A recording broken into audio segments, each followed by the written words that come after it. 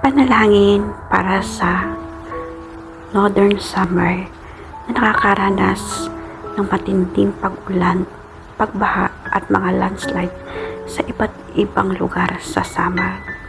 Lord, kayo po ang aming Ama na makapangyarihan sa lahat. Kayo po ang nakakaalam sa lahat ng bagay dito sa mundo.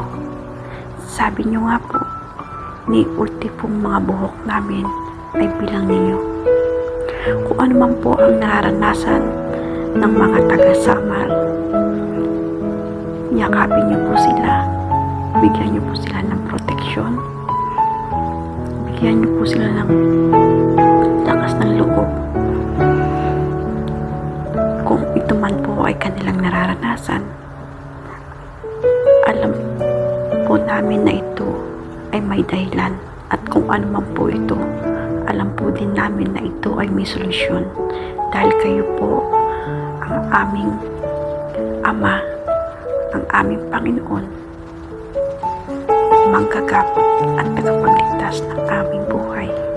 Nawa po ang lahat ng kanilang mga pangangailangan ay inyo pong i-provide sa kaliit-liitang bagay, Panginoon.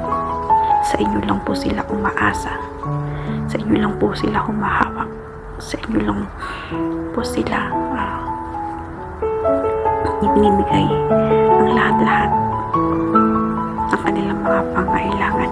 Kayo po ang magbigay, kayo po mag-provide, kayo po ang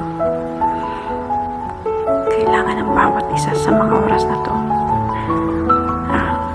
Nawa po, Panginoon, ang panalangin ko ito, ang panalangin namin para sa Northern Samar ay magkaroon ng kasagutan. In Jesus' mighty name, Amen and Amen. Thank you, Lord.